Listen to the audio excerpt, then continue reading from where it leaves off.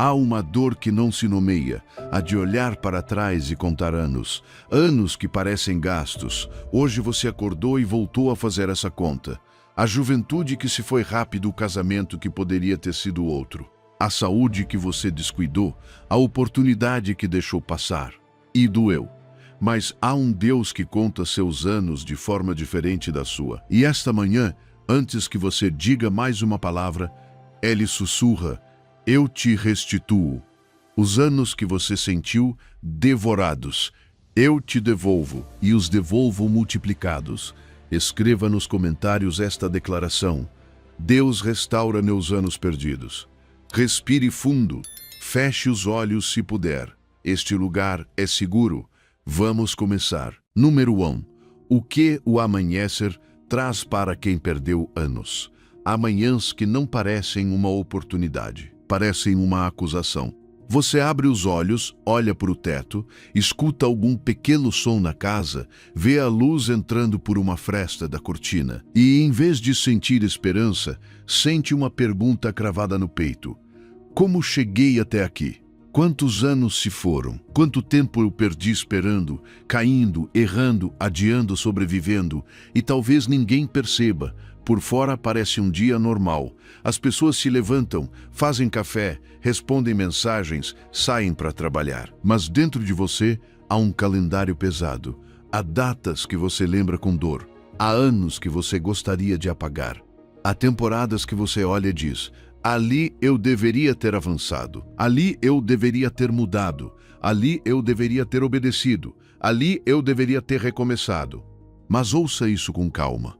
O amanhecer não é apenas um dado do céu.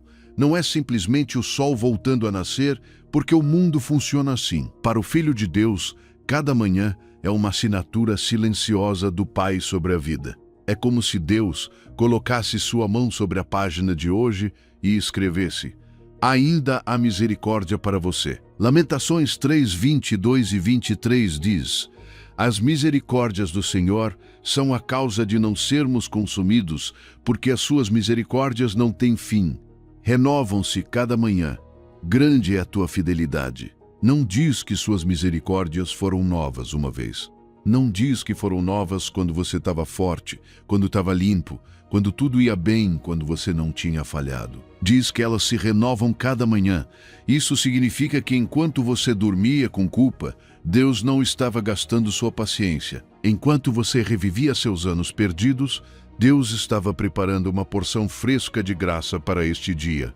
E quero que você imagine por um momento: essa luz que entra pela sua janela não é apenas luz, é uma mão. A mão do Pai tocando sua testa e dizendo: filho, ainda estou aqui. Filha, ainda conto com você. Não te acordei para te humilhar pelo que você perdeu.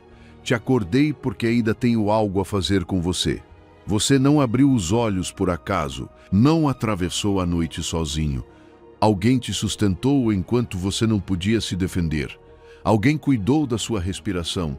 Alguém permitiu que seu coração continuasse batendo. E se Deus trouxe outra manhã, é porque a misericórdia dele decidiu não desistir de você.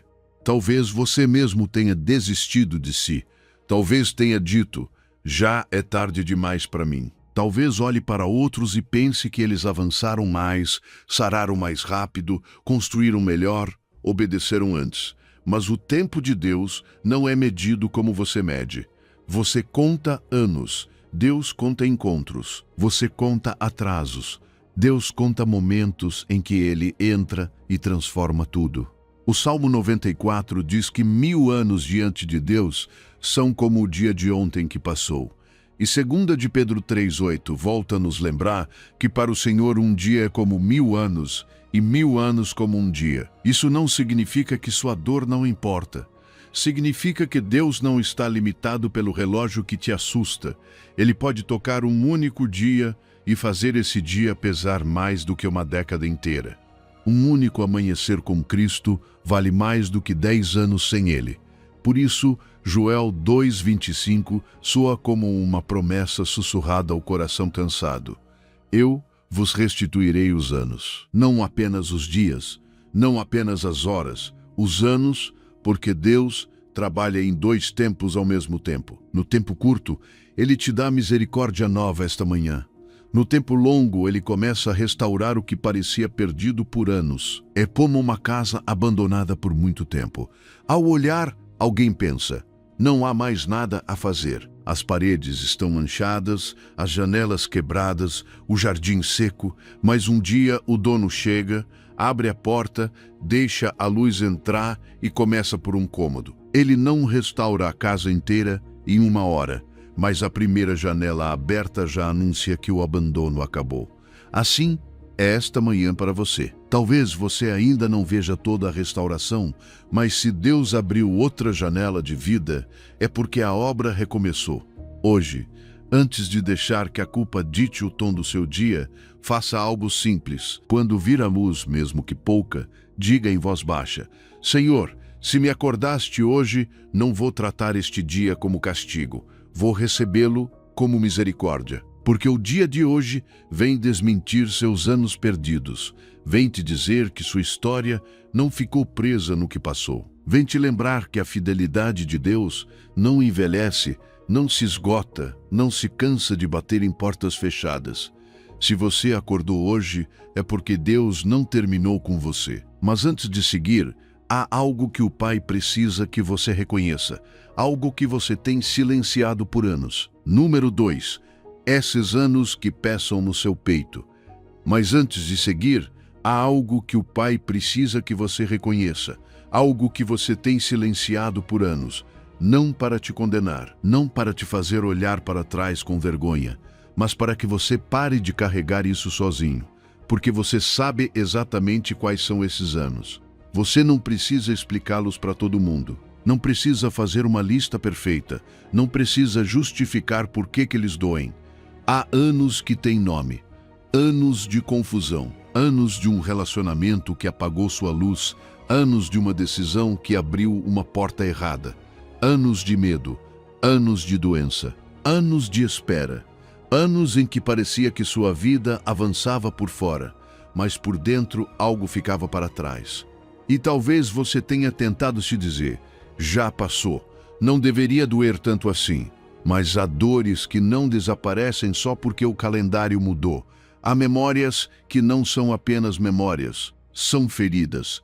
E Deus não cura apenas datas. Deus cura feridas. Eu também já tive manhãs em que a conta dos anos pesa mais do que o próprio corpo. Você olha para trás e não vê apenas tempo. Vê oportunidades que não aproveitou. Vê palavras que não disse. Vê portas que não atravessou. Vê versões suas que poderiam ter nascido, mas ficaram enterradas debaixo da culpa, do cansaço ou do medo. E então surge aquela voz interna, seca e cruel, dizendo: não tem mais jeito, sua vida passou. Você chegou tarde demais. Mas hoje, o Pai quer calar essa voz, porque uma coisa é dizer: eu perdi esses anos, e outra completamente diferente é ouvir como Deus enxerga esses anos. Quando você os olha apenas pela culpa, eles te acusam. Mas quando você os coloca nas mãos do Pai, esses mesmos anos começam a entrar no território da redenção. Joel 2,25 diz: restituir-vos-ei os anos que foram consumidos pelo gafanhoto, pelo migrador, pelo devastador e pelo cortador, o meu grande exército que enviei contra vós. Escute essa palavra com calma. Anos. Ele não disse apenas: vou devolver uma emoção. Não disse: vou dar uma pequena alegria para compensar. Ele disse: restituirei os anos. Anos. Essa palavra pesa porque toca exatamente onde você sangra. Deus não está falando de algo superficial. Ele está falando de temporadas inteiras que pareciam comidas, devastadas, destruídas, vazias. E talvez seja exatamente isso que você sente. Que algo comeu uma parte da sua vida. Um gafanhoto chamado medo, uma lagarta chamada culpa, um migrador chamado má decisão, um devastador chamado dor familiar, abandono, cansaço, pecado, perda, depressão, éspera. E quando você olha o campo da sua história, diz: aqui deveria haver fruto, mas só restaram marcas. Mas Deus não se assusta com um campo devastado. É como uma mesa onde você escondeu por anos uma conta que não quer abrir. Você a guardou numa gaveta secreta da alma. De vez em quando, tira, olha de lado e volta a fechar porque dói demais. Mas hoje o Pai não está pedindo para você pagar essa conta com vergonha. Ele está te convidando a colocá-la sobre a mesa dele. Não para te humilhar, mas para te dizer: filho, deixa eu tocar nisso também. Filha, deixa eu entrar aqui também. Porque o que você viveu não foi em vão. Nas mãos de Deus, até o sofrimento que você carregou por tantos anos pode se tornar testemunho, não porque a dor tenha sido boa, não porque a perda não tenha importado, mas porque Deus é tão fiel que pode pegar o que parecia desperdício e transformar em sinal vivo da sua misericórdia. Cada lágrima por esse tempo perdido foi vista. Cada noite em que você se calou para não preocupar ninguém foi conhecida. Cada suspiro que você não soube transformar em oração chegou diante do Pai. Você achava que estava chorando sozinho, mas o céu estava contando que ninguém mais viu. Por isso hoje você não precisa esconder esses anos. Não precisa maquiá-los com frases fortes. Não precisa fingir que não doem. A fé não consiste em negar que doeu. A fé consiste em levar a dor ao lugar certo. Faça isso agora por dentro. Nomeie diante de Deus esses anos, não todos em voz alta, se não conseguir, mas com sinceridade. Diga: Pai, esses são os anos que pesam em mim. Esses são os anos que não sei como olhar. Esses são os anos que me dão vergonha. Esses são os anos que ainda doem. E depois, declare devagar: eu entrego ao Pai, neste momento, os anos que mais pesam em mim. Não vou escondê-los.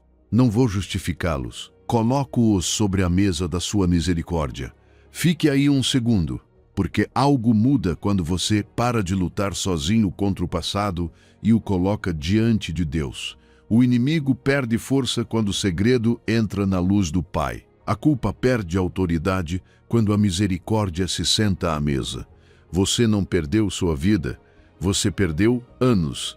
E Deus devolve anos. O que vem agora é para alguém que precisa ver uma história que parece a sua, a de um jovem que também perdeu anos. Número 3, o jovem que perdeu 13 anos.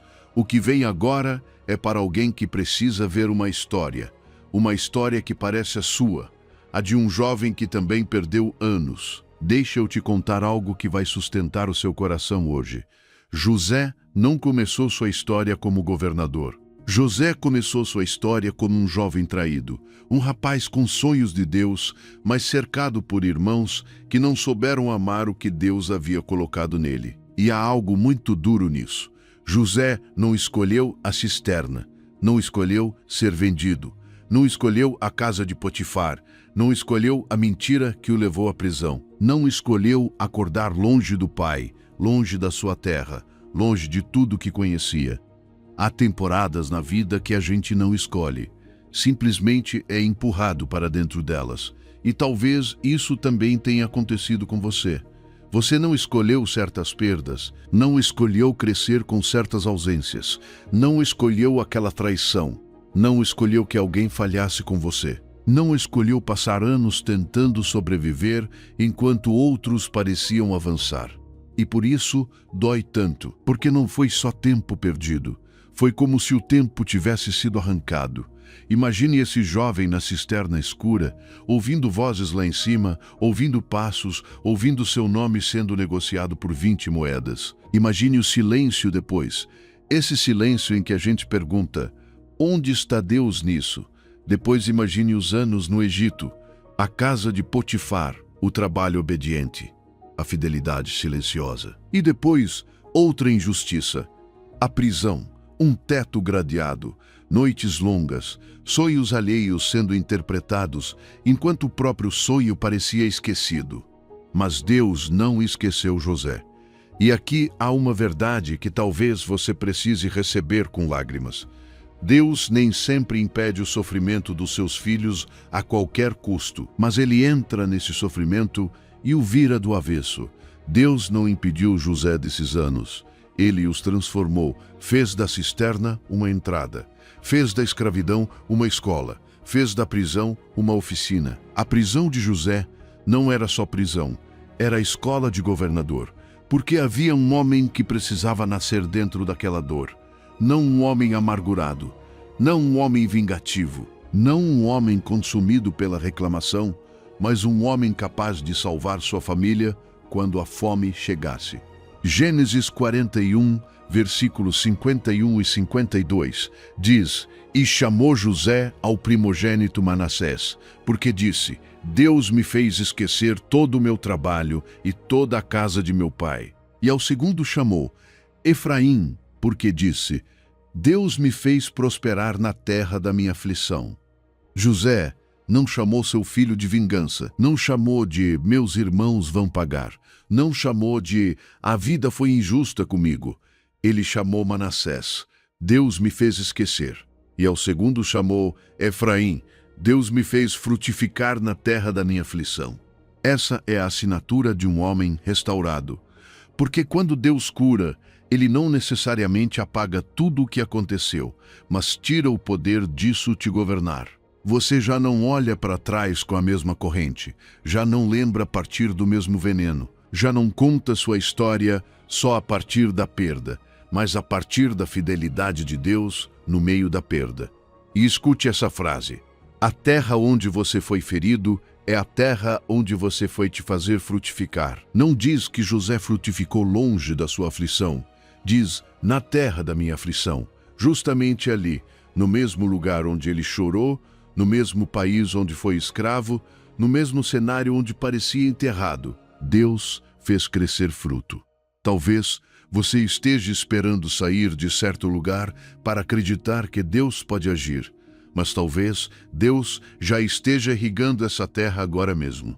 Talvez o lugar onde você mais chorou vai se tornar o lugar onde outros vão se alimentar do fruto que Deus produzir em você. Talvez essa temporada que você chama de meu pior tempo, Deus esteja chamando de o lugar onde eu estou te formando. Gênesis 50, 20 confirma isso quando José diz aos seus irmãos: Vós intentastes o mal contra mim, porém Deus o tornou em bem. José não negou o mal, não maquiou a traição, não disse que tudo foi bom. Ele disse algo mais forte: foi mal, mas Deus transformou em bem. Isso é redenção. Hoje, olhe por um momento para sua própria terra de aflição. Esse ano, essa fase, esse lugar emocional onde você diz: foi aqui que eu quebrei. E diga ao Senhor: Pai, se o Senhor fez José frutificar na terra da aflição dele, também pode fazer minha vida frutificar no lugar onde mais me doeu. Porque a sua dor não tem a última palavra. Sua prisão não tem a última palavra. Sua cisterna não tem a última palavra. Deus continua escrevendo. A terra onde você foi ferido é a terra onde Deus vai te fazer frutificar.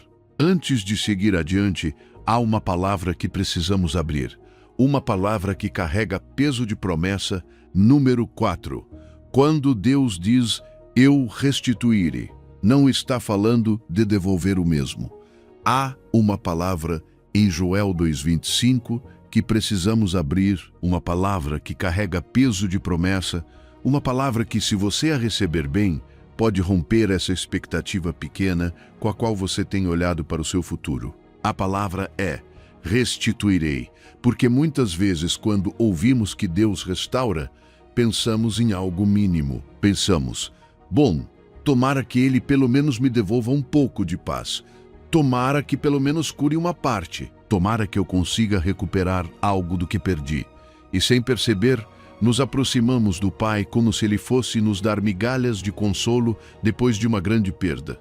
Mas Deus não fala como alguém que apenas pode te ajudar. Deus não promete como alguém que tem recursos limitados. Quando Ele diz, eu restituirei, Ele não está dizendo, vou te dar uma pequena compensação para você seguir em frente. Ele está dizendo, vou entrar nessa conta que você não pode pagar, vou tocar essa perda que você não consegue medir e vou quitar o que parece impossível. Joel 2:25 ao 26 diz, e vos restituirei os anos que foram consumidos pelo gafanhoto, pelo migrador, pelo devastador e pelo cortador, o meu grande exército que enviei contra vós. Comereis abundantemente, e vos fartareis, e louvareis o nome do Senhor vosso Deus.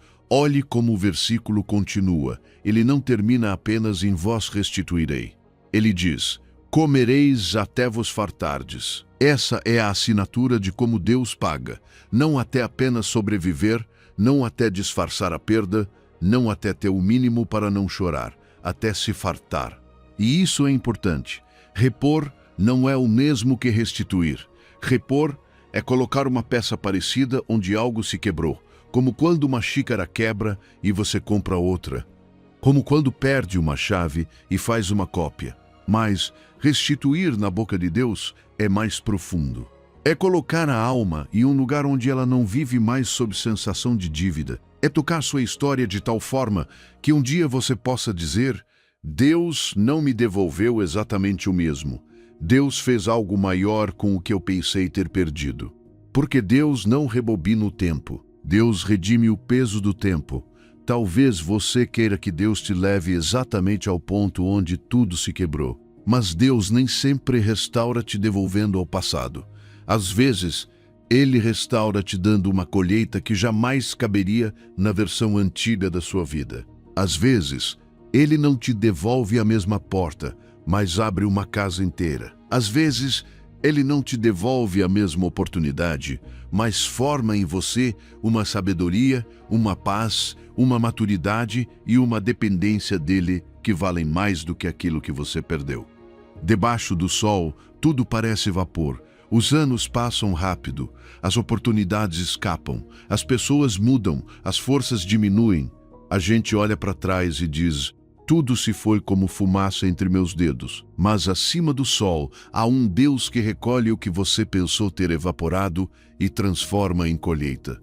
O que para você foi um suspiro perdido, para ele pode ser semente guardada. Eclesiastes 3:11 diz, tudo fez Deus formoso em seu tempo. Não diz que tudo foi fácil, não diz que tudo foi justo. Diz que Deus tem poder para fazer belo o que em certo momento parecia incompleto, quebrado, desordenado e sem sentido. É como uma dívida que você passou anos olhando com medo.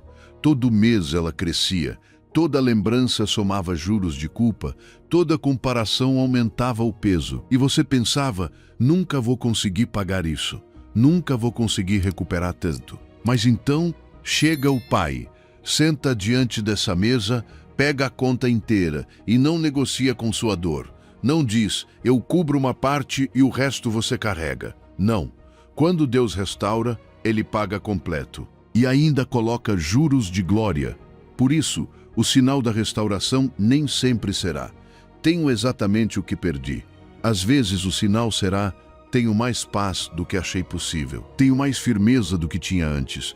Tenho mais intimidade com Deus. Tenho mais compaixão. Tenho mais propósito. Tenho mais fruto. Tenho mais fome da presença dEle. Tenho uma vida que já não é governada pela perda. E então você entende, Deus não apenas me devolveu coisas. Deus me devolveu a mim mesmo nas mãos dEle.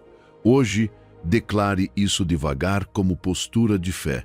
Eu declaro hoje, o que Deus me devolve, Ele me devolve até me fartar. Não espero migalhas, espero saciedade, porque meu Pai paga completo.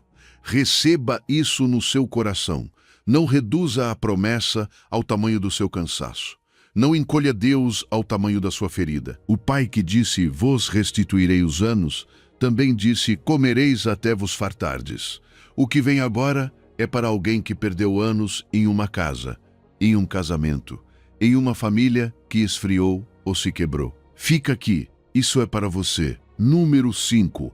Os anos na caça, o casamento, a família, o lar. Há dores que não aconteceram na rua, não aconteceram longe. Aconteceram na mesa onde deveria haver paz, no quarto onde deveria haver abraço, na sala onde antes havia risos e depois só ficaram silêncios longos. Há pessoas que não choram tanto pelo que perderam fora, mas pelo que sentem que se foi dentro do próprio lar. Talvez você olhe para o seu casamento e diga, perdemos anos discutindo, perdemos anos sem realmente conversar, Perdemos anos dormindo perto, mas vivendo longe. Ou talvez olhe para seus filhos e sinta um peso difícil de explicar. Eu não estive como deveria. Eu errei, fui duro, fui fria, trabalhei demais, silenciei demais, gritei demais, não soube amar melhor quando ainda eram pequenos. E essa culpa retrospectiva pode ser muito cruel, porque não só te acusa pelo que aconteceu, ela também te mostra imagens que você já não pode repetir, filhos que cresceram, conversas que não aconteceram, abraços que ficaram pendentes, anos em que a casa deixou de ser refúgio e virou um lugar onde todos apenas sobreviviam. Mas hoje eu quero me sentar com você nessa mesa, em voz baixa, sem te julgar, e te dizer algo: Deus também entra em casas quebradas. Veja, Noemi, ela saiu de Belém com família, com marido, com filhos, com futuro, mas voltou marcada pela perda. Voltou viúva, voltou sem seus filhos, voltou com uma nora estrangeira caminhando ao seu lado e com o coração tão ferido que já não queria ser chamada de Noemi. Em Rute 1:20 e 21, ela disse: Não me chameis Noemi, chamai-me Mara, porque o Todo-Poderoso me encheu de grande amargura. Eu saí cheia, porém o Senhor me fez voltar vazia. Que frase tão humana! Saí cheia, mas voltei vazia. Talvez você também poderia dizer isso de alguma forma. Entrei nesse casamento cheia de esperança, mas saí com o coração cansado. Comecei a criar meus filhos com ilusão, mas agora sinto que algo se quebrou entre nós. Construí uma casa, mas por dentro ela foi se apagando. E talvez sua alma também tenha querido mudar de nome. Já não alegria, já não esperança, já não esposo presente, só amargura, cansaço, culpa, vazio. Mas Deus não deixou que a última palavra sobre Noemi fosse vazia. Rute 4:14 e 15 diz: Então as mulheres disseram a Noemi: Bendito seja o Senhor, que não deixou hoje de te dar um remidor, cujo nome será celebrado em Israel. Ele será restaurador da tua vida e te sustentará na velhice. Escute isso, restaurador da tua vida, não apenas restaurador da sua situação, não apenas restaurador do seu nome, restaurador da sua vida, porque Deus sabia que Noemi não precisava apenas de um final bonito. Ela precisava que algo dentro dela voltasse a respirar. E Deus colocou Obed no seu colo.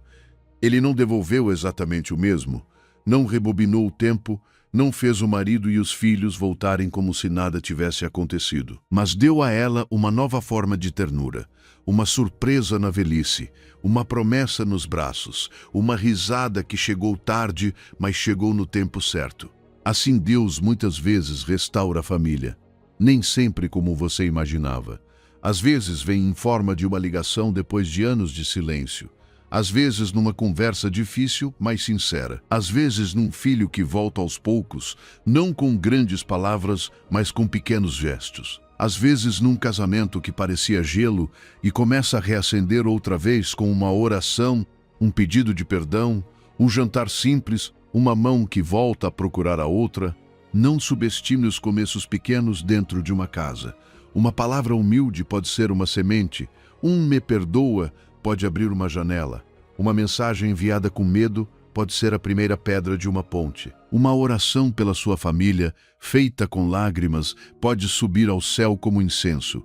Deus não vai apagar o que você viveu, mas pode tirar o ferrão da lembrança. Pode te levar ao ponto onde você volta a olhar para essa casa, essa mesa, esse nome, essa história, sem que o coração sangre como antes. Isaías 43:25 diz: Eu sou o que apago as tuas transgressões por amor de mim, e dos teus pecados não me lembro. Se Deus escolhe não usar o seu passado para te definir, não continue usando o seu passado para te condenar. Hoje, receba esta palavra com calma. Deus restaura a vida e restaura os lugares onde a vida se quebrou. Declare comigo: eu recebo restauração para o meu lar. Recebo restauração para os anos que senti perdidos no meu casamento, com meus filhos, na minha casa. Deus sustenta minha vida com surpresas de glória. Pare um momento aqui. Respire. O que vem agora é só para os cansados, para os que precisam se sentar um instante à sombra de Deus. Número 6. Tudo fez belo em seu tempo, vale contemplativo. Depois de falar de anos perdidos, de lares feridos, de casamentos frios, de filhos distantes, de casas onde a alma se quebrou, o coração precisa de uma pausa. Você não pode ser curado correndo, não pode ouvir Deus enquanto briga com o calendário, não pode receber consolo se por dentro ainda está gritando. Por que ainda não? Por que não aconteceu antes? Porque Deus não fez isso quando eu precisava. Talvez essa seja a sua luta mais profunda. Não apenas o que você perdeu, mas o tempo em que você perdeu. Você sente que Deus demorou. Sente que a resposta chegou tarde. Sente que certas portas deveriam ter se aberto anos atrás. E embora você ame a Deus, há uma parte de você que ainda olha para o céu com uma pergunta silenciosa. Senhor, por que não antes? Mas escute isso com calma. Deus não chega antes nem depois. Deus chega quando a sua mão pode fazer milagre. Eclesiastes 3:11 diz: tudo fez formoso em seu tempo. Também pôs a eternidade no coração do homem, sem que este possa descobrir as obras que Deus fez, desde o princípio até o fim. Tudo fez belo em seu tempo, não na sua pressa, não no seu desespero, não na data que você marcou com lágrimas. No seu tempo, e isso não significa que Deus é indiferente à sua espera. Significa que Deus vê mais do que você pode ver. Você vê uma página. Ele vê o livro inteiro. Você vê uma estação. Ele vê o fruto que essa estação vai produzir. Você vê atraso. Ele vê preparação. O atraso divino não é abandono. Muitas vezes é a oficina silenciosa, onde Deus prepara o que você ainda não conseguiria sustentar. Porque há bênçãos que, se chegassem antes, te encontrariam sem raízes. Há respostas que, se abrissem antes, te esmagariam em vez de te levantar. Há restaurações que Deus guarda até que seu coração possa recebê-las, sem se perder. E sim, às vezes dói ouvir isso, porque quando a gente está cansado, não quer mais processo. Quer alívio, quer que a porta se abra, quer que a ligação chegue, quer que a ferida pare de sangrar. Mas o Pai não quer apenas te dar alívio. Ele quer fazer algo belo. Feche os olhos por um segundo. Não peça nada, não reclame nada, apenas sente com ele, como uma filha com o pai, como um filho que já não tem forças para explicar. E deixe ele te olhar, sem discursos, sem desculpas, sem precisar provar que merece algo. Só respire, diga em silêncio: Pai, eu tenho dificuldade de esperar, mas eu estou aqui. Há algo dentro de você que sente falta de mais vida, mais plenitude, mais sentido, mais lar, mais paz. E talvez você pensasse que essa sensação era prova de fracasso. Mas Eclesiastes diz que Deus colocou a eternidade no coração do homem. Se nada deste mundo te preenche por completo, não é porque há algo errado com você, é porque você foi criado para mais do que essa faixa pequena de tempo. O que você sente como anos perdidos também pode ser sua alma lembrando que foi feita para algo maior, para uma história mais profunda que o calendário, para uma esperança que não cabe no imediato, para um Deus que não apenas ajusta momentos, mas abraça a eternidade inteira da sua vida. Salmo 16:11 diz: Far-me-ás ver a vereda da vida. Na tua presença há plenitude de alegria, a tua mão direita há delícias perpetuamente. Olhe essa palavra, perpetuamente. Seu coração não foi feito apenas para sobreviver, foi feito para a presença de Deus, por isso nada fora dele consegue saciá-lo por completo. Ou, ainda não, de Deus não é o fim, é prelúdio. É como a pausa antes da música começar. Como a terra quieta antes da semente romper. Como o silêncio de uma casa antes de alguém bater a porta. Você não está atrasado. Você está no tempo de Deus. E hoje, mesmo sem entender toda a obra desde o princípio até o fim, você pode descansar nas mãos de quem entende. Você pode parar de brigar com a data. Pode soltar a ansiedade de se comparar com outros processos. Pode dizer: Senhor, eu não vou medir a tua fidelidade pelo meu relógio, Porque Deus vai tornar belo o que agora parece tarde, vai tornar belo o que agora parece incompleto, vai tornar belo até aquilo que você já não sabe mais como olhar. Você não está atrasado, você está no tempo de Deus. Agora, levante o olhar. Há algo que Deus precisa te anunciar, algo que vai sacudir a forma como você conta o que perdeu. Número 7. O dobro que Deus te deve. Quero dizer isso com cuidado, porque não falamos de um Deus que deve como se estivesse preso a uma obrigação humana. Falamos de um pai que se prende à sua própria promessa. Quando Deus promete restaurar, Ele não faz isso com medida pequena. Ele não calcula como nós calculamos. Você conta perdas. Deus prepara a multiplicação. Você diz, me tiraram. Deus diz, eu posso te devolver mais do que o inimigo imaginou destruir. Zacarias 9:12 diz, voltai à fortaleza, ó presos de esperança. Também hoje vos anuncio que vos restaurarei em dobro. Escute essa expressão, presos de esperança. Que frase estranha e tão bela, porque há pessoas que estão presas ao passado, mas não deixaram de crer. Estão cansadas, mas continuam olhando para o céu. Têm cicatrizes, mas ainda oram. Perderam anos, mas algo dentro delas se recusa a soltar a promessa. Talvez você seja assim. Talvez você ainda esteja preso a uma história que te marcou, mas também preso a uma esperança que não te deixa desistir. E para esse tipo de pessoa, Deus fala. Ele não diz, supere isso logo. Ele não diz, esqueça rápido. Ele diz, volte à fortaleza. Em outras palavras, volte para mim. Volte para o refúgio. Volte para o lugar onde sua alma para de negociar com o medo. E então ele anuncia, eu vos restaurarei em dobro. Não migalhas. Não uma pequena compensação emocional. Não apenas forças para sobreviver. Dobro, porque a matemática divina não é subtração. Nem mesmo é simples soma. Quando Deus toca uma perda, Ele pode transformá-la em uma colheita que ultrapassa toda a lógica do que se foi. Veja Jó. Jó perdeu o que nenhum ser humano gostaria de perder. Perdeu bens, filhos, saúde, reputação, paz. Perdeu tanto que seus amigos nem sabiam o que dizer quando viram. Houve dias em que Jó não parecia um exemplo de vitória, mas um homem sentado sobre cinzas, coçando suas feridas, tentando entender por que seu mundo havia desmoronado.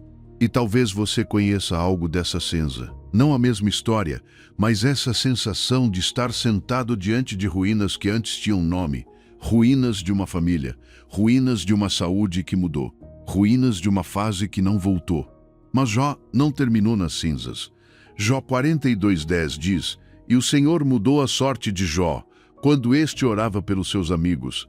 E o Senhor deu a Jó o dobro de tudo que antes possuía. E Jó 42:12 acrescenta, e o Senhor abençoou o último estado de Jó mais do que o primeiro.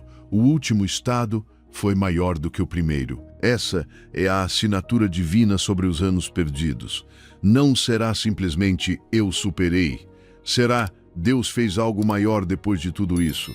Não será apenas já não dói como antes. Será a glória posterior foi maior do que a primeira. E isso não significa que Deus minimiza o que você perdeu. Jó não recebeu uma frase fácil para cobrir sua dor. Ele recebeu restauração. Ele recebeu vida depois da perda. Ele recebeu anos depois da quebra. Viveu mais 140 anos, viu gerações e sua história se tornou testemunho de que Deus pode escrever um capítulo maior depois do capítulo mais escuro. Por isso hoje eu quero falar com a sua fé, não com o seu medo. Por mais anos que você tenha perdido, há algo que o inimigo nunca conseguiu tirar de você: a liberdade de dizer sim a Deus. Hoje, o passado pode ter te ferido, mas não pode te obrigar a desistir hoje. A perda pode ter te marcado, mas não pode impedir que você volte à fortaleza hoje. Essa decisão de hoje, essa pequena obediência, esse Senhor, aqui estou outra vez, pode ser o ponto onde Deus começa a te devolver o que você achava enterrado. Josué 24:15 diz, escolhei hoje a quem servireis. Hoje, Não ontem, não quando você era mais jovem, não antes de perder tanto. Hoje, porque o Deus da restituição trabalha com pessoas que ainda podem escolher voltar. Talvez o inimigo tenha te dito, já é tarde demais. Mas Deus te diz, também hoje vos anunciou. Talvez seu passado te diga, você perdeu demais, mas Deus te diz, eu vos restaurarei em dobro. Talvez sua alma diga, estou preso, mas Deus te chama, preso de esperança. E se ainda existe esperança em você, mesmo que pequena, mesmo que tremendo, mesmo misturada com lágrimas, isso já é sinal de que Deus não terminou com você. Declare isso com firmeza, sem gritar, mas crendo, eu recebo neste momento a restauração em dobro que Deus prometeu. Sou preso de esperança, e meu Pai paga em dobro. O último estado da minha vida será maior do que o primeiro. Receba isso, não como fantasia, não como ilusão vazia, mas como promessa colocada diante de uma alma cansada. Volte à fortaleza. Volte ao Pai. Volte ao lugar onde a perda não governa e a esperança volta a respirar. A glória posterior será maior do que a primeira. Mas antes de seguir declarando, escute isso. Há uma promessa em Isaías que é para alguém que está carregando luto. Fique em silêncio com isso. Número 8. Glória em vez de cinzas. Vale 2. Há palavras que não são para serem atravessadas correndo, mas para serem recebidas como alguém que se senta debaixo de uma sombra depois de caminhar tempo demais, sob o sol. Talvez hoje você não traga uma explicação organizada. Talvez não tenha forças para dizer tudo. Talvez nem saiba como nomear o que aconteceu. Só sabe que algo queimou, uma fase, um relacionamento, uma ilusão, uma parte da sua fé, uma imagem que você tinha de si mesmo. E quando algo queima por completo, o que sobra é cinza. A cinza não tem forma, não tem cor viva, não tem força. É o que resta depois da perda. E por isso dói tanto, porque quando você olha para essa cinza, lembra que ali antes existia algo. Existia vida, existia esperança, existiam planos, existia uma casa emocional que um dia esteve de pé. Existia uma versão de você que sorria com mais facilidade. Mas escute isso devagar. Deus não recolhe sua cinza para jogar fora. Ele recolhe para trocar por glória. Isaías 61, do 1 ao 3. Diz, o Espírito do Senhor Deus está sobre mim, porque o Senhor me ungiu, enviou-me a pregar boas novas aos quebrantados, a curar os quebrantados de coração, a proclamar liberdade aos cativos e a abertura de prisão aos presos, a apregoar o ano aceitável do Senhor e o dia da vingança do nosso Deus, a consolar todos os que choram, a ordenar acerca dos que choram em Sião, que se lhes dê uma coroa em vez de cinza, óleo de alegria em vez de pranto, veste de louvor em vez de espírito angustiado, para que se chamem árvores de justiça, plantação do Senhor para a sua glória. Deus é quem age. Deus é quem se aproxima do abatido. Deus é quem toca o quebrantado de coração. Deus é quem abre prisões. Deus é quem consola os enlutados. Deus é quem ordena a troca. Você traz cinza, Ele dá glória. Você traz luto, Ele dá óleo de alegria. Você traz espírito angustiado, Ele dá veste de louvor. E isso significa que sua dor não o assusta. Seu luto é legítimo. Deus não vem dizendo, não chore. Deus não vem te envergonhar porque ainda dói. Deus não trata sua tristeza como falta de fé. Há perdas que precisam ser choradas. Há feridas que precisam de tempo diante de Deus. Há nomes que ainda tremem por dentro quando são lembrados. Há fases que não se superam com uma frase rápida. Mas Deus te diz, eu posso trocar teu luto por óleo de alegria, não um gozo superficial, não um sorriso fingido para ninguém perguntar nada, não uma alegria fabricada para parecer forte. O óleo, nas Escrituras, toca, unge, suaviza, cobre.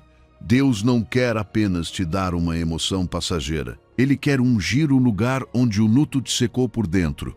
E então, Ele diz, veste de louvor em vez de espírito angustiado. Que imagem tão terna, porque a angústia parece uma roupa pesada. como uma capa molhada que gruda no corpo e não deixa você se mover com liberdade. Você levanta com ela, trabalha com ela, come com ela, tenta sorrir com ela. Mas Deus diz que pode tirar esse peso e te cobrir com outra veste, uma veste de louvor. Há feridas que não são escolhidas, uma doença que você não pediu, uma traição que você não procurou, um abandono que te surpreendeu, um golpe que chegou quando você só tentava fazer tudo certo. E quando você não escolhe a ferida, dói ainda mais, porque uma parte de você pergunta, por que comigo? Mas ainda assim, há algo que você pode escolher. A quem entregar essa dor. Se você entrega o medo, ela vira prisão. Se entrega a amargura, ela vira veneno. Se entrega a vergonha, ela vira identidade. Mas se entrega a Cristo, Ele pode transformar sua cicatriz em marca de glória. 2 Coríntios 12:9 diz, a minha graça te basta, porque o meu poder se aperfeiçoa na fraqueza. Isso não significa que sua fraqueza não dói. Significa que ela não é o fim. Significa que Deus pode colocar poder onde você só vê limite. Pode colocar graça onde você só vê cansaço. Pode colocar glória onde você só vê cinza. E essa troca de Isaías não é uma ideia distante, é concreta. Deus pega a sua cinza concreta, esse relacionamento que acabou, esse ano que se perdeu, essa oportunidade que não voltou, essa culpa que ainda pesa, essa noite que ninguém viu, e nesse mesmo lugar, não em outro, Ele começa a colocar algo dele. Você não precisa trazer para Deus uma versão organizada de si mesmo. Traga a cinza, traga o luto, traga o espírito angustiado, traga o que sobrou mesmo que pareça pouco, porque nas mãos de Deus, até o que restou depois do incêndio pode se tornar sinal de restauração. E veja como o texto termina, para que se chamem árvores de justiça, plantação do Senhor, para a sua glória. Não diz restos esquecidos no chão. Não diz fragmentos perdidos, diz árvores, diz plantação do Senhor. Isso significa que depois da troca, Deus não apenas consola. Ele planta, Ele firma, Ele te torna estável.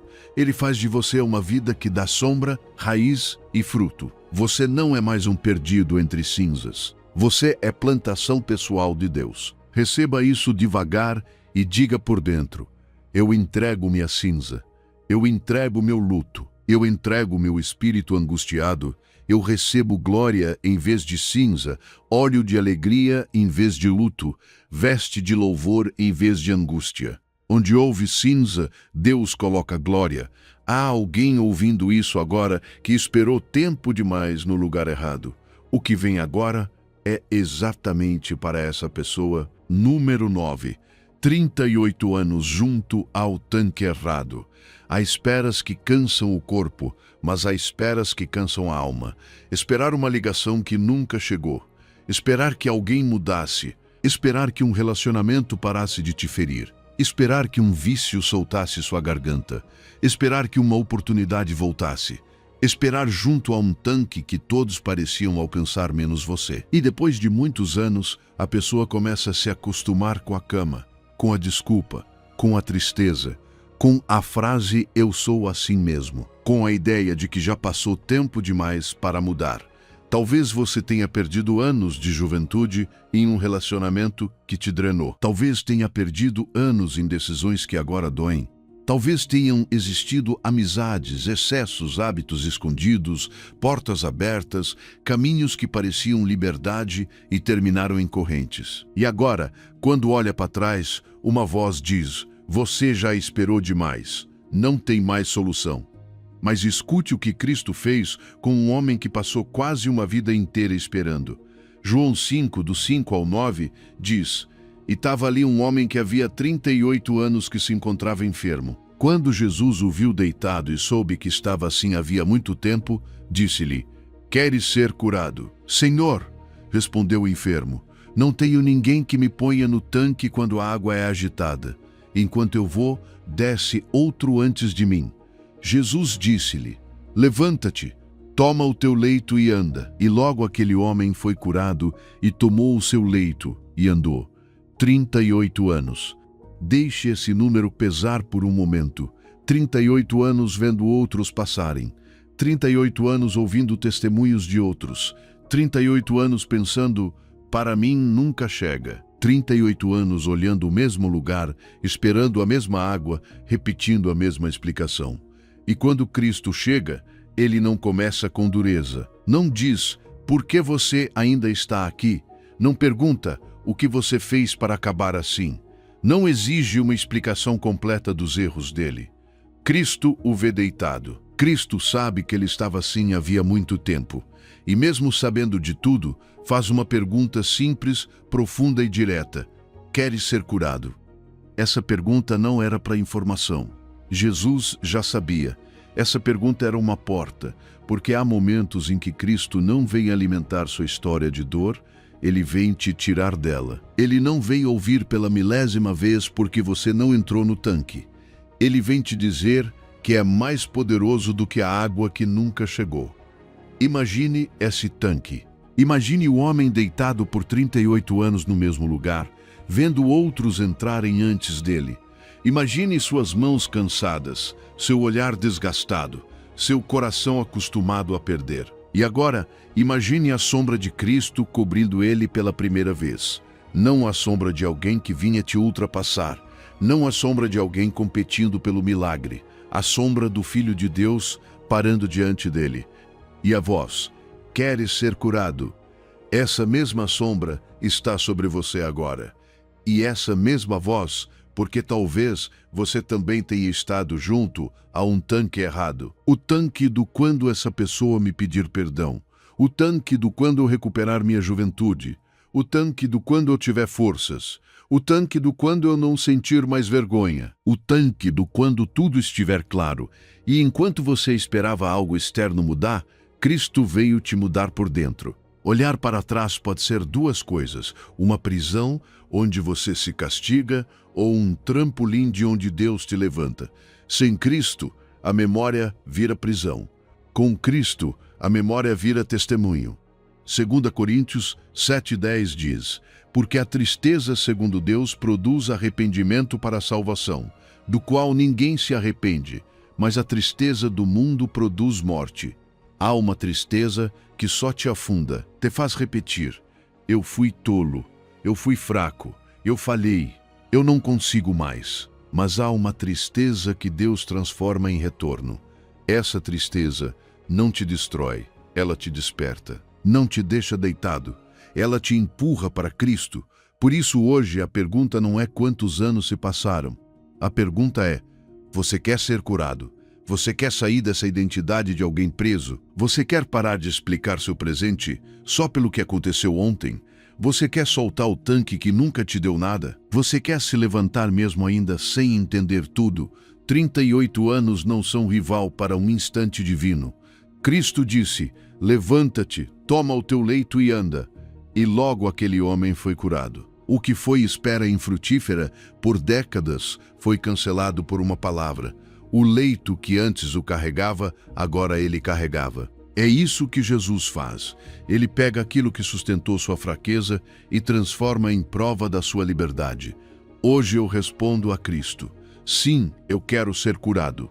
Sim, eu quero me levantar. Sim, eu deixo de lutar com o meu passado.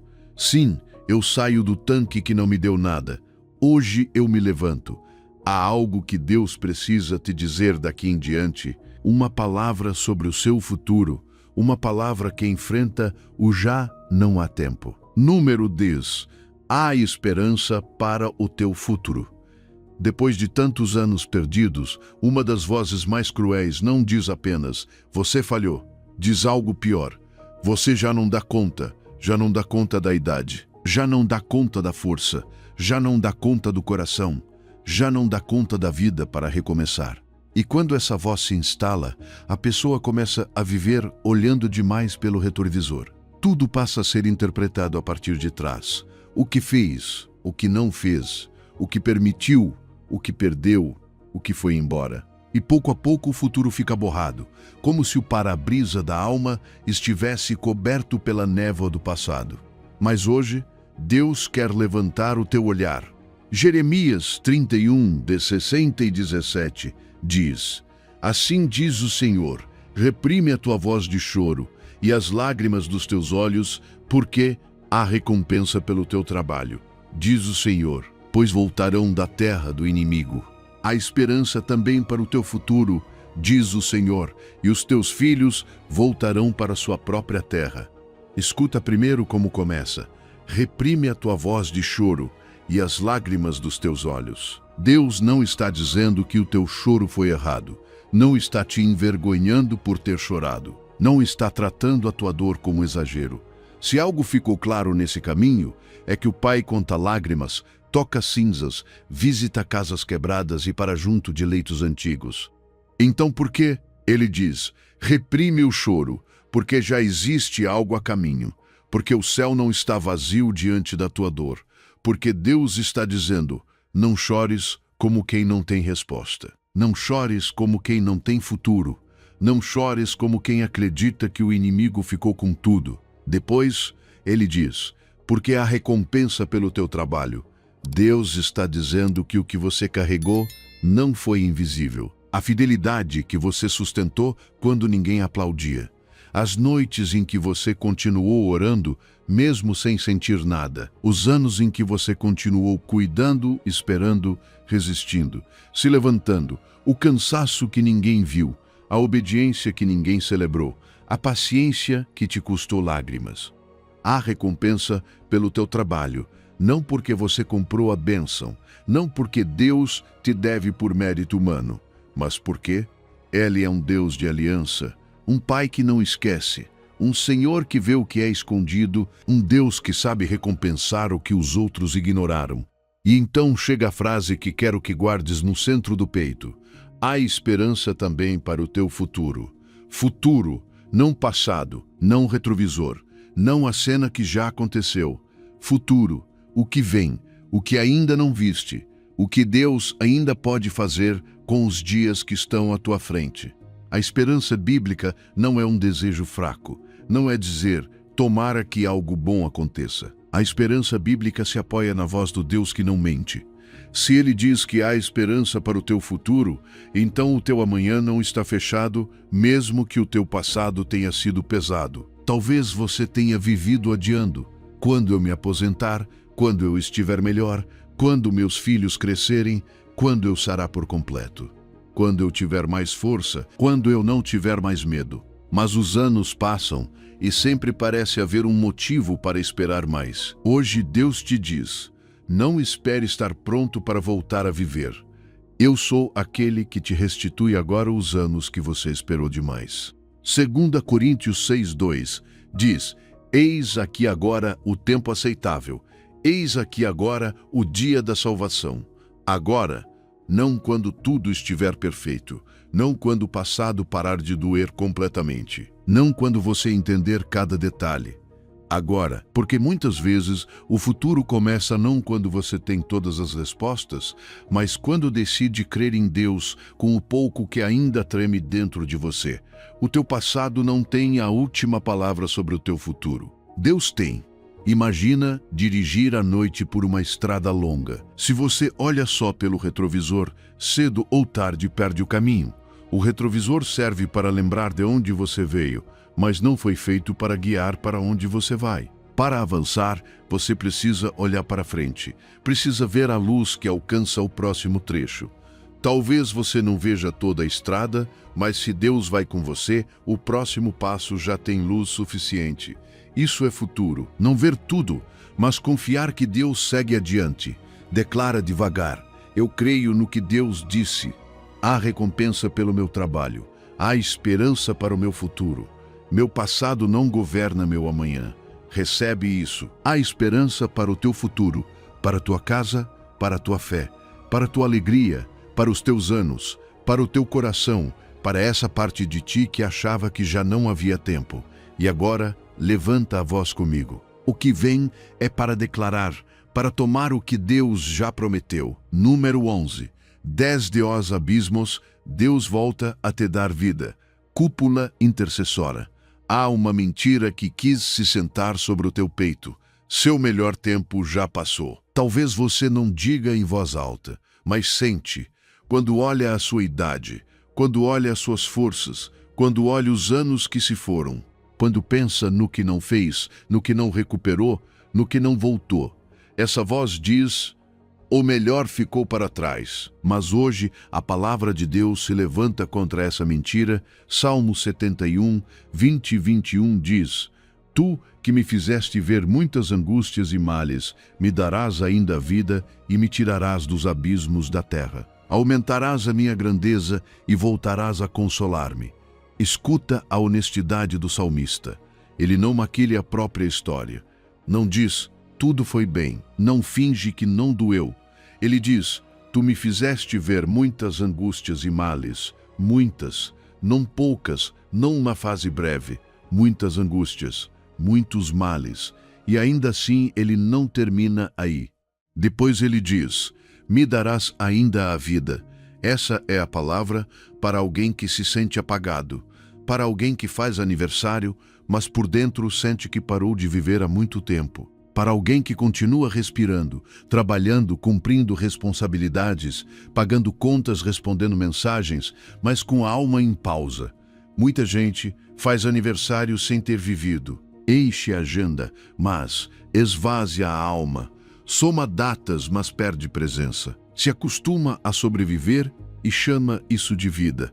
Mas hoje Deus te desperta e te diz: não quero que você apenas continue somando anos. Quero que você comece a vivê-los. Salmo 90, 12 diz: ensina-nos a contar os nossos dias de tal maneira que alcancemos coração sábio. Não é só sobre contar quantos dias passaram. É sobre aprender a viver os dias que vêm com o coração desperto, com sabedoria, com propósito, com Deus no centro. Por isso declara sobre a tua alma: Deus volta a me dar vida. Não importa quantos abismos você viu, não importa quantas temporadas te fizeram sentir enterrado. O salmista diz: me tirarás dos abismos da terra. De novo, essa palavra é medicina, porque se Deus te levantou antes, Ele pode te levantar outra vez. Se você respirou depois de uma perda, pode respirar depois desta. Se você sobreviveu ao que achou que te destruiria, Deus pode transformar essa sobrevivência em testemunho vivo. E então o texto sobe ainda mais: aumentarás a minha grandeza e voltarás a consolar-me. Aumentarás, não apenas sararás, não apenas sustentarás, não apenas permitirás continuar. Aumentarás. Há algo em Deus que não apenas repara ruínas, Ele também levanta honra onde houve vergonha, não para alimentar orgulho, mas para mostrar que a graça dele tem a última palavra. E voltarás a consolar-me. Porque o consolo de Deus não se esgota. Ele não te consolou uma vez para depois te abandonar. Ele volta ao quarto onde você chorou. Volta à memória que ainda dói. Volta ao canto da alma que ninguém vê. Volta a colocar sua mão onde a dor deixou marca. 1 de Pedro 5,10 diz: mas o Deus de toda a graça, que em Cristo Jesus vos chamou à sua eterna glória, depois de haverdes padecido um pouco, Ele mesmo vos aperfeiçoará, confirmará, fortificará e fortalecerá. Ele mesmo, não menos que Deus, não apenas uma palavra humana, não apenas um ânimo passageiro, Ele mesmo. E olha esses 4 verbos como uma operação divina sobre a tua vida: aperfeiçoará, confirmará, fortificará e fortalecerá. Aperfeiçoa o que ficou incompleto, confirma o que ficou trêmulo, fortalece o que enfraqueceu por tantos golpes, estabelece o que viveu tempo demais na instabilidade. Isso Deus faz com os seus depois do sofrimento. Ele não te deixa quebrado como te encontrou, não te deixa afundado como te viu, não te deixa perdido como chegou. E essa promessa tem peso porque vem de alguém que conheceu restauração. Pedro negou Cristo 3 vezes, caiu perto do fogo, chorou amargamente. Mas Jesus o buscou junto a outro fogo, em João 21, e ali o restaurou com amor. O homem que pensou que sua queda o havia desqualificado, terminou escrevendo a outros crentes que o próprio Deus aperfeiçoa, confirma, fortalece e estabelece. Então, se Pedro foi restaurado, você também pode ser restaurado. Agora, declara comigo, com fé, Com voz firme, mesmo com lágrimas, eu declaro hoje: Deus volta a me dar vida. Deus aumenta a minha grandeza. Deus volta a me consolar. O próprio Deus me aperfeiçoa, me confirma, me fortalece, me estabelece. Meus melhores anos estão à minha frente. Minha família recebe restauração. Meu corpo recebe restauração. Minha alma recebe restauração. Deus restaura meus anos perdidos. Recebe isso sobre a tua casa, sobre a tua mente, sobre os teus filhos, sobre o teu casamento, sobre a tua velhice, sobre o teu futuro, sobre essa parte de você que achou que não poderia mais florescer. O próprio Deus, não menos que Ele me aperfeiçoa, me confirma, me fortalece, me estabelece. E agora respira, porque depois de declarar, vem a mesa. E na mesa de Deus existe algo chamado saciedade. Número 12. A mesa da saciedade vale 3. Não corra esta parte. Sente um pouco, abaixe os ombros, solte a mandíbula, deixe o coração parar de lutar por alguns segundos. Porque quando Deus fala de restauração, Ele não fala apenas de te devolver forças para continuar caminhando. Ele fala de te levar a um lugar onde a alma possa dizer: eu já não estou fugindo, eu já não estou em desespero, eu já não estou mendigando, eu estou sentado à mesa do Pai. Joel 2,26 diz: comereis até vos saciar e louvareis o nome do Senhor vosso Deus, que fez maravilhas convosco, e o meu povo nunca mais será envergonhado. Escuta a promessa: comereis até vos saciar. Não diz recebereis o suficiente para aguentar. Não diz tereis um pouco de alívio depois de tanta perda. Diz até vos saciar. O alvo da restauração divina não é apenas ter o suficiente para sobreviver. É chegar a uma plenitude onde a urgência se cala. Porque quando alguém perdeu muito, vive com fome por dentro. Fome de amor, fome de respostas, fome de tempo, fome de segurança, fome de voltar a se sentir completo. E essa fome faz a alma correr, se comparar, se agarrar, se desgastar, procurar nos lugares errados o que só Deus pode servir à mesa. Mas quando Deus sacia, algo se aquieta. Saciedade significa que você já não está catando migalhas. Significa que sobra graça, sobra consolo, sobra presença. Significa que o teu coração já não pergunta com medo: será que vai dar para mim? Agora ele olha para a mesa e diz: será que vai caber tudo que Deus trouxe?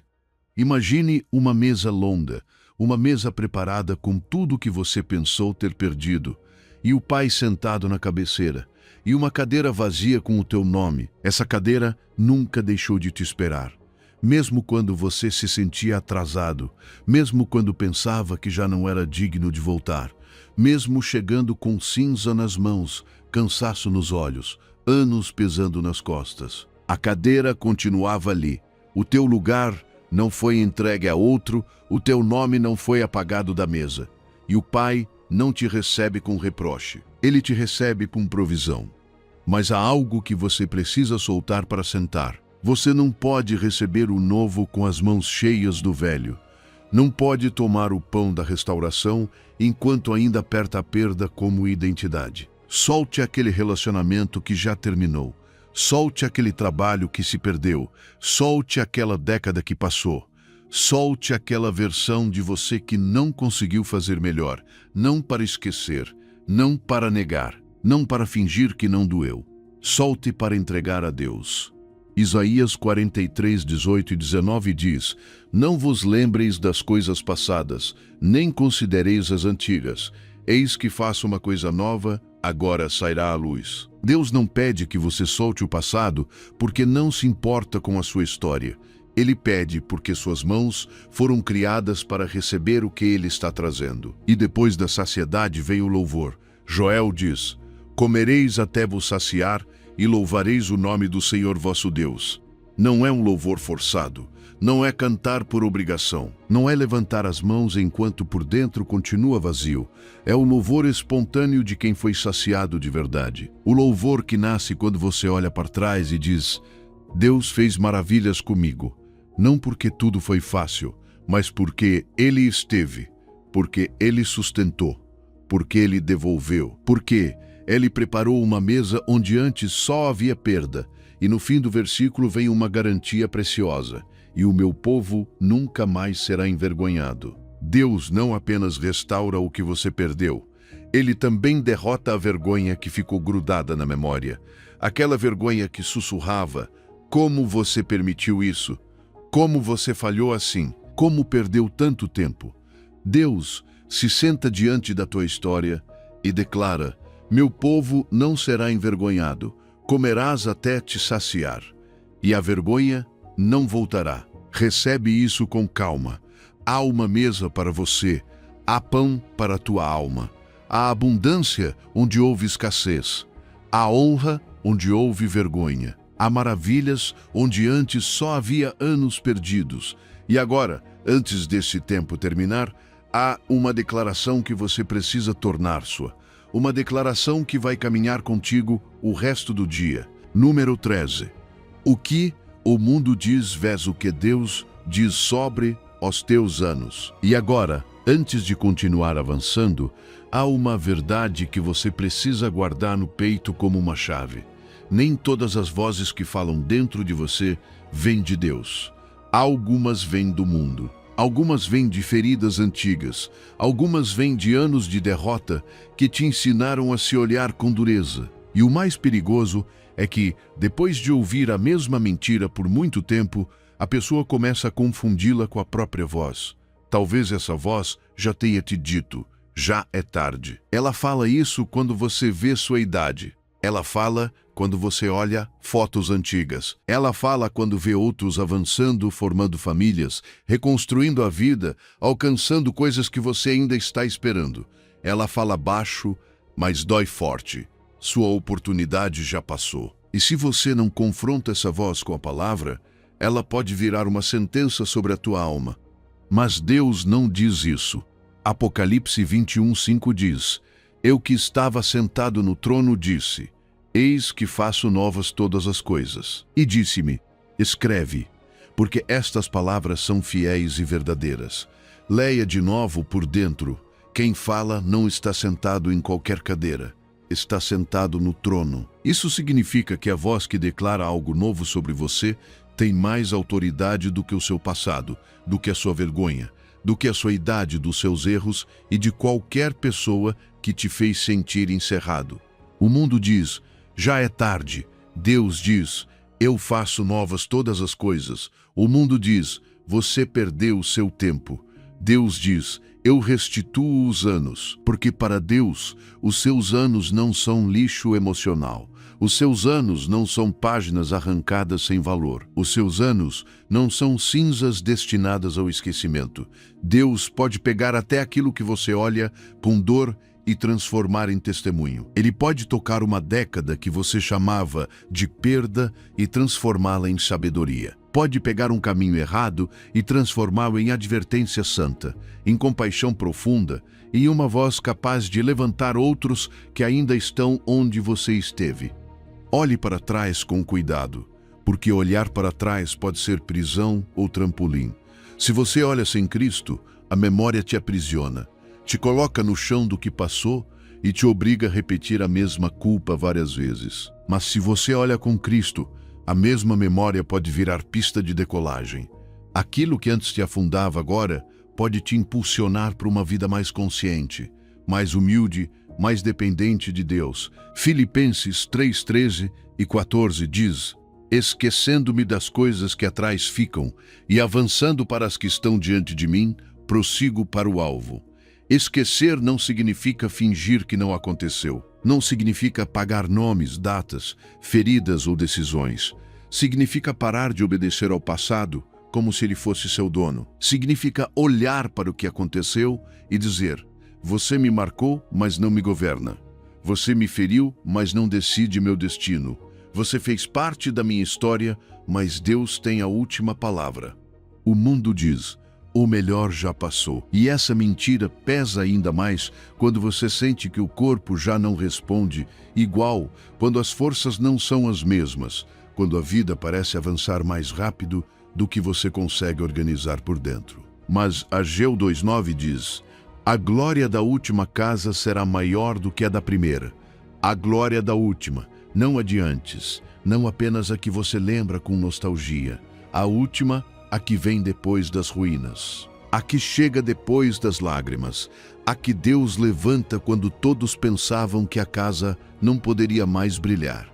Então hoje, você precisa decidir qual voz vai alimentar, porque a tua voz interior também precisa ser pastoreada pela palavra. Essa voz que aprendeu a dizer, não posso, não mais, tarde demais, quebrado demais, não muda com bronca.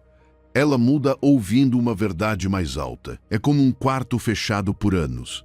No começo, quando você abre a janela, o ar novo parece estranho, mas aos poucos a luz entra, aos poucos o ambiente muda, aos poucos o que estava preso deixa de dominar. É assim que Deus trabalha dentro de você, quando a palavra dele entra onde antes só havia acusação. Cada declaração divina cancela uma sentença mundana. Quando a memória disser, você perdeu demais, responda, Deus restitui os meus anos. Quando a vergonha disser, você não merece recomeçar, responda, Deus faz novas todas as coisas. Quando a tristeza disser, o melhor ficou para trás, responda, a glória da última casa será maior do que a primeira. Não discuta com seu passado a partir do seu cansaço. Responda a ele a partir da palavra, porque o que Deus diz sobre os teus anos pesa mais do que o teu passado diz. Faça essa declaração devagar, como decisão da alma. O mundo diz uma coisa, minha memória diz outra, mas Deus tem a última palavra, e a palavra dele sobre mim é, eis que faço novas todas as coisas. Eu recebo essa palavra como minha.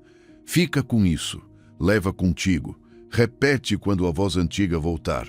Os teus anos perdidos podem ser tua prisão ou tua pista de decolagem. Hoje, escolhe crer em Deus. E antes de encerrar, há uma cena que você precisa ver. A cena de um filho que voltou tarde e de um pai que há anos o esperava na porta. Número 14. O filho que voltou tarde e o pai que passava anos os esperando. Talvez esta palavra toque uma parte muito profunda de ti. Essa parte que não só diz perdi anos, mas os perdi por minha culpa. Essa parte que lembra decisões que hoje não repetiria, caminhos que não deveria ter tomado, relações que te afastaram de Deus, temporadas em que foste se apagando por dentro. E quando pensas em voltar, não voltas correndo, voltas com vergonha, voltas ensaiando frases, voltas preparando explicações, voltas pensando que Deus te receberá sim, mas com reproche. Assim voltou o filho pródigo. Lucas 15 conta que aquele filho pegou o que era seu, foi embora para longe e desperdiçou o que havia recebido. Não perdeu pouco, perdeu casa, perdeu honra, perdeu recursos, perdeu direção, perdeu anos. E quando já não lhe restava nada, quando a fome o despertou, de repente decidiu voltar. Mas voltou com um discurso de indignidade na boca. Ia dizendo por dentro, Pai, pequei contra o céu e contra ti, e já não sou digno de ser chamado teu filho. Talvez tu conheças esse discurso. Senhor, já não sou digno. Senhor, perdi demais. Senhor, se eu tivesse voltado antes. Senhor, se eu tivesse escutado. Senhor, se eu não tivesse entregado meus anos ao que me esvaziou. Há pessoas que não precisam que ninguém as acuse, porque já passam anos se acusando sozinhas. Caminham em direção a Deus, mas com a cabeça baixa, como se o pai estivesse esperando o momento de lembrar tudo o que fizeram de errado. Mas Lucas 15:20 diz que quando ainda estava longe, seu pai o viu e foi movido de misericórdia, e correu e se lançou ao seu pescoço e o beijou. Lê isso devagar por dentro. Quando ainda estava longe, antes de explicar, antes de terminar o discurso, antes de conseguir demonstrar mudança, antes de conseguir pagar algo, o pai o viu e correu. Naqueles tempos, um homem mais velho não corria assim. Mas esse pai correu, porque quando um filho volta para casa, a dignidade pública deixa de importar. O único urgente é abraçar antes que o filho termine de se destruir com as próprias palavras. O único urgente é chegar antes da vergonha. O único urgente é que o filho saiba que a casa ainda o reconhece. O filho começou sua frase: Pai, pequei contra o céu e contra ti, e já não sou digno. Mas o pai não o deixou construir uma identidade a partir da culpa. Não disse: tens razão, já não és digno. Não pediu uma lista de despesas, não cobrou os anos perdidos, não perguntou onde esteve, com quem esteve, quanto desperdiçou, por que demorou tanto. O pai não transformou o retorno em tribunal, transformou em restauração. E então deu ordens: trazei o melhor vestido e vestiu, e ponde um anel na sua mão e sandálias nos seus pés. O melhor vestido era honra restaurada. O anel era autoridade restaurada. As sandálias eram dignidade restaurada. Nada de andar descalço como alguém sem lugar. Nada de viver como empregado dentro da casa do pai. Nada de se definir pelo caminho de volta. Num instante, o pai restaurou o que a vergonha queria manter quebrado. E depois veio o banquete, porque a restauração divina não fica escondida num canto escuro. Quando o pai restaura, prepara a mesa. Quando o pai recebe, abre festa. Quando um filho volta, o céu não sussurra vergonha, o céu celebra vida. Lucas 15:24 diz: porque este meu filho estava morto e reviveu, tinha se perdido e foi achado. Morto, mas reviveu. Perdido, mas achado. Assim fala o Pai sobre os teus anos. Não diz desperdiçado para sempre. Diz achado. Não diz acabado. Diz revivido. Deus não vai te tornar amnésico. Não vai apagar da tua memória tudo o que passou como se nada tivesse doído. Mas pode tirar o espinho da lembrança. Pode fazer com que olhes para trás sem sangrar da mesma forma. Pode curar tanto o coração que um dia contes tua história sem que a voz trema. Salmo 147:3 diz: sara os quebrantados de coração e liga-lhes as feridas. Deus não só perdoa o filho que volta, também cura as feridas que o caminho deixou. Então volta. Volta ao Pai, volta à identidade, volta à mesa, volta sem trazer um discurso perfeito, volta mesmo que ainda doa, volta mesmo que sintas que chegaste tarde. Quando voltas para casa, não há cobrança pelo tempo perdido, só há festa. O que vem é apenas descanso, bênção e envio. Número 15. Novas são cada manhã, encerramento contemplativo. E agora respira pela última vez neste trecho, não como quem tenta se convencer de algo à força, mas como quem deixa a alma descansar por um instante numa verdade simples. Se Deus te permitiu chegar até aqui, não foi para te devolver a mesma escuridão. Foi para colocar uma palavra nas tuas mãos. Uma palavra que possas levar contigo quando o vídeo terminar, quando a música silenciar, quando voltares para tua casa, tua cama, tuas responsabilidades. Essa vida real onde as promessas precisam ser vividas em passos pequenos. Começamos falando da manhã. E aqui, quase na saída, voltamos a ela. Porque amanhã não é só o começo do dia. Amanhã é um sinal vivo. É uma carta que Deus deixa sobre a mesa antes de tu despertares por completo. É a prova silenciosa de que Deus não se cansou de ti ontem à noite. Talvez ontem à noite tenhas deitado com o coração pesado. Talvez tenhas apagado a luz, mas não conseguiste silenciar as lembranças. Talvez tenhas fechado os olhos, mas por dentro ainda havia cenas antigas. O que se perdeu, o que não voltou, o que entregaste, o que te tiraram, o que tu mesmo deixaste escapar. Talvez a noite tenha falado contigo com dureza e dito: já passou muito tempo, já não há caminho, já não resta nada. Mas mesmo assim, amanheceu. E se amanheceu, Deus ainda está falando. Lamentações 3, 22 e 23 diz: lê devagar, como se cada palavra fosse colocada com cuidado sobre tua ferida. As misericórdias do Senhor são a causa de não sermos consumidos, porque as suas misericórdias não têm fim, renovam-se cada manhã. Grande é a tua fidelidade. Novas são cada manhã. Não diz que foram novas uma vez, Não diz que Deus teve misericórdia contigo apenas quando tudo estava em ordem. Não diz que as suas misericórdias se esgotaram quando falhaste, quando demoraste, quando te afastaste, quando não soubeste cuidar do que Ele colocou nas tuas mãos. Diz que são novas cada manhã. Cada manhã. Também esta, também a que vem. Também aquela manhã que ainda não conheces, mas que Deus já preparou para te encontrar ali. A fidelidade de Deus não depende de como tu acordas. Há manhãs em que acordas com força e há manhãs em que acordas apenas se sustentando por dentro. Há manhãs em que tua fé canta e há manhãs em que tua fé apenas respira. Há manhãs em que podes orar com palavras claras e há manhãs em que tua oração é simplesmente abrir os olhos e dizer: Senhor, aqui estou outra vez. E ainda assim, as suas misericórdias são novas. Amanhã haverá outra manhã, e outra, e outra.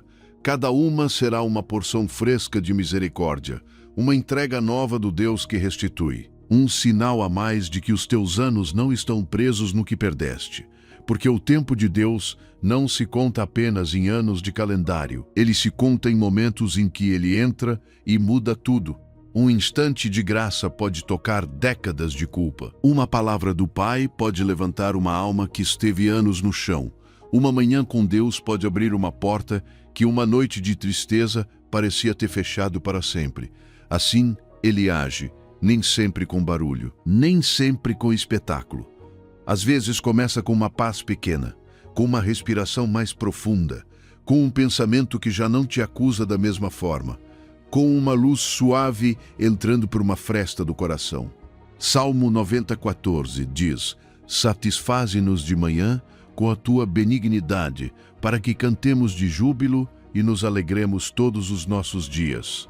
De manhã, antes que o dia te exija, antes que a memória te visite, antes que o mundo te apresse, antes que a voz antiga volte a dizer: já é tarde. Deus quer saciar-te com misericórdia, não te dar uma gota para sobreviver. Saciar-te, que a tua alma aprenda a despertar a partir da abundância da sua fidelidade, não da escassez do que perdeste. Que o teu coração pare de contar a vida apenas pelas ausências e comece a contá-la pelas misericórdias. Que já não digas mais um dia para carregar o mesmo, mas mais uma manhã para receber o novo de Deus. Por isso, o que recebeste hoje, leva contigo inteiro. Não deixes aqui. Não deixes como uma emoção de alguns minutos. Caminha com isso. Vive isso, repete isso quando a voz antiga voltar. Diz isso quando preparares café. Diz isso quando arrumares tua cama. Diz isso quando saíres para trabalhar. Diz isso quando te olhares no espelho e o rosto parecer cansado. Diz isso quando o passado tentar sentar novamente sobre o teu peito. A frase que vais guardar não é só uma frase, é uma semente, é uma chave para os dias que vêm. É uma forma de dizer à tua alma: já não vou contar a minha história a partir da perda. Vou contá-la a partir da misericórdia. Deus restaura os meus anos perdidos, diz devagar. Não como repetição vazia. Diz como quem volta para casa, como quem se senta à mesa, como quem deixa de lutar como ontem e começa a caminhar com Deus em direção ao que vem. Se houve manhã, houve Deus. E onde há Deus, há restituição.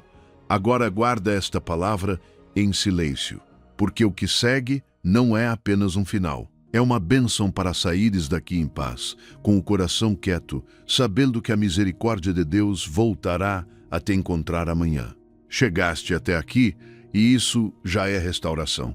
O que começou esta manhã com anos em dívida termina agora com um pai que já os reclamou como seus. Que o Senhor te abençoe e te guarde, que faça resplandecer o seu rosto sobre os teus anos passados e os redima. Que levante sobre ti o seu rosto, e onde sentiste perda, coloque saciedade, e onde sentiste vergonha, coloque glória, e te dê paz. Levanta-te agora, não carregues mais aquilo que Deus já tomou.